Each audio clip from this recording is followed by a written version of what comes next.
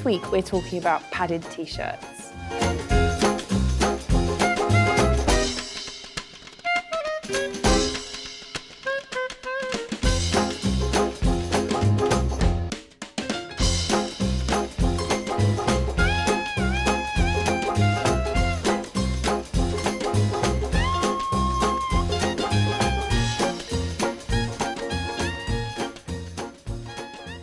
I know what you're thinking, she's wearing a tunic and what is a padded t-shirt anyway? But you see, I'm not wearing a tunic, I am wearing a padded t-shirt because the tunic has been rebranded for a new season as the padded tee. So I'm just giving you a little heads up on that fact there. The thing about tunic is it just doesn't work as a modern fashion word. If you're wearing a tunic, it sounds like you should be kind of scratching out messages and a bit of stone on the wall and eating porridge. It's just not an evolved fashion word, so we had to have a new word for it.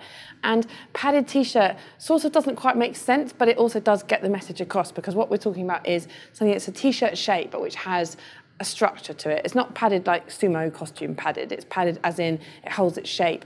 And that is important in terms of the silhouette, and it also actually makes a difference to how you kind of come across in it, because a t-shirt just has that sort of limpness on you, whereas a padded t-shirt, it gives you a bit of a shell, and it's just a more assertive kind of look. So there you are. It's not a tunic, it's a padded t-shirt. I hope I've got that across.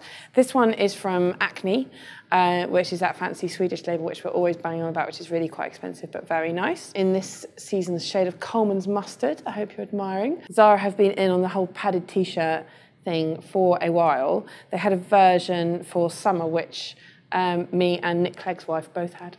It's a little Grazia point of fact for you there. This one's lovely, the little gold fleck. It's almost like a bit sweatshirty, but because it's got the gold fleck and it's got sort of scoop and turn back here, it's actually quite smart, I think. And the idea is that you can wear them either sort of loose over your trousers, which is kind of what I like, or you can tuck them in, or you can even do them. Some people at the fashion shows at Couture were wearing them like belted in, and because they're quite stiff, it kind of sticks out with a peplum, which is another new shape for the season. So anyway, just come back to that one later. This is Zara as well, with a sort of suede cowgirl shoulder and stripes.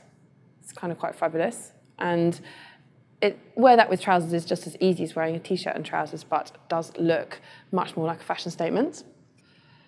Banana Republic have a padded t-shirt, which is the most little lightly padded of the padded t-shirts.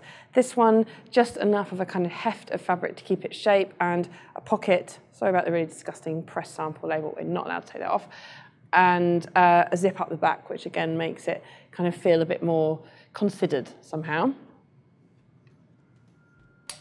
Also have it in the grey marl, which I just had to show you because I just have a sort of grey marl obsession, that's about it really. One more Zara stripy number here. This one isn't actually padded, but it has, the way it's cut and the way it's seamed, it will kind of hold its shape and look boxy and not sort of limp and floppy, and that's what I'm trying to get across here.